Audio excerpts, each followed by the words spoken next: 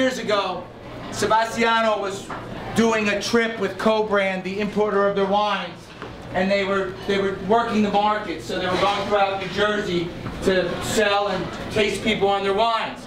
And they invited me to an event at a competitor's restaurant in Pier Village. And normally I don't go to a competitor's restaurant because I'm afraid I'm going to get poisoned or something. So I didn't attend. However, I said, if you would please come see me, I'm available after lunch. I'll meet you at any time for a few minutes. So I got a phone call from Sarah from Co-Brand, and Massimo, there he is, was there also. And Sarah said, we can meet you for a few minutes before we go to our next meeting in North Jersey. I said that would be perfect. So they came with the entourage, Massimo, Sarah, Sebastiano, and a few others. And we sat down, and Sebastiano and I started talking. I summoned Giovanni, the chef, to come over immediately. I said, make us some raviolis. We had some raviolis. And I said to Sebastiano, I said, listen, I said, you drink your wines all the time, and I've tasted them all.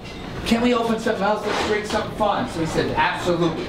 So we opened the bottle of Valdicava Brunello 1999, and I poured each of us a glass. The rest of the entourage was busy checking cell phones and emails and going to the bathroom, and we had a nice glass of wine, a little plate of ravioli, and we started to drink the glass, and we got like a couple sips in, and Sarah said, we gotta go, we're gonna be late for our next meeting. Sebastiano said, oh, hold on 1 second. Vic just opened up this beautiful bottle of wine, and we're gonna leave right now. We're gonna finish the bottle, and then we'll leave. She said, we're gonna be late. He said, well, Italians are always late. So late they were. We finished the bottle of wine. And those of you who know me know that the Italian table is really important to me.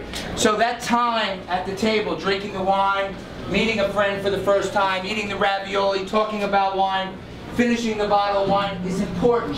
And sometimes the mindset of Americans is much too quick. They forget about that. She wanted to leave. Damn, if she made him leave, this might have never happened tonight, right?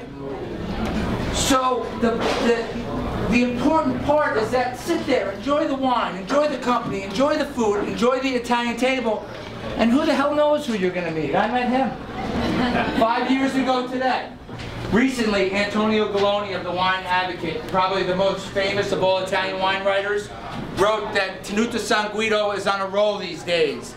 Over the last few years, the state has released a number of hugely delicious wines.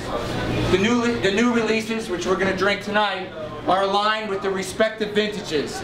The entry-level Le Defese and Guido Berto both capture the essence of a sunny year that made wines well suited for near-term drinking. Le Defese was 91 points, Guido Berto 92 points. While the 2008 Sassicaia captures the potential of the powerful vintage characterized by low yields and late harvest. Sassicaia 2008, 96 points, Wine Advocate, 97 points, James Suckling. In Joe Bastianich's recent book, Grande Vini, he wrote, Sassicaia is neither modern or traditional. Sassicaia is Sassicaia. Tonight, we're going to drink some great food. We're going to drink some great wine. We're going to eat some great food. We're going to enjoy the Italian table. Please help me welcome my friend from legendary producer Tenuta San Guido, Sebastiano.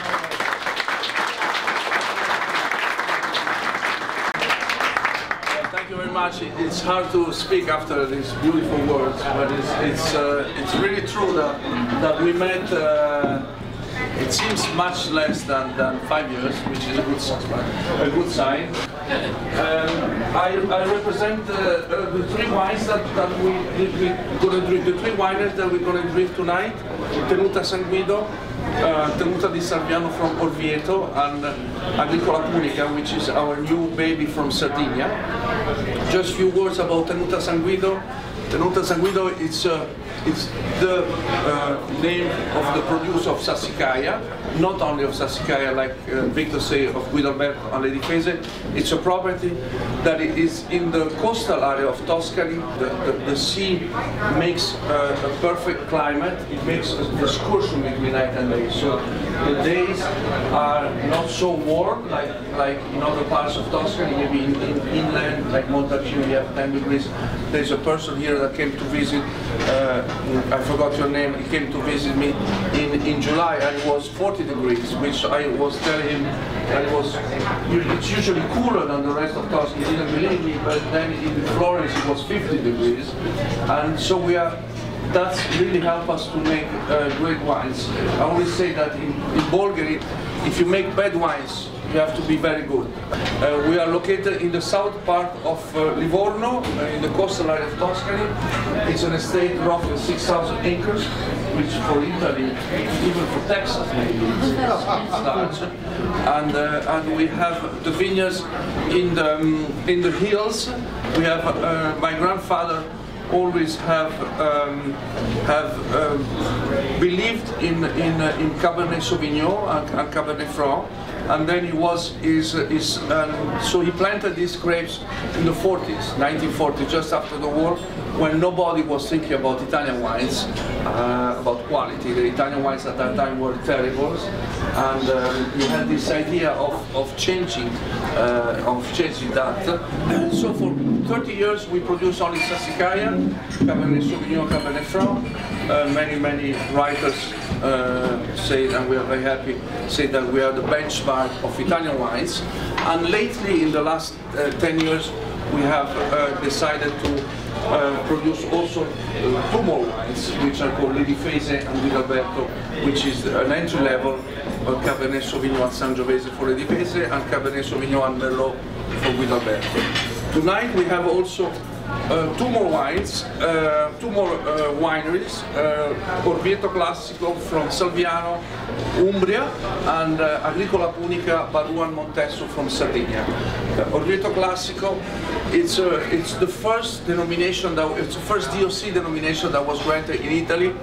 It was a very old style white wines, and what we are trying to do here, using a little bit of Chardonnay, a little bit of Sauvignon Blanc, and to make it, we got rid of the Trebbiano style, which was too much bitterness, too much big wines, too much yellow, too much alcohol, but we try to have a much more smoother wine with crisp acidity.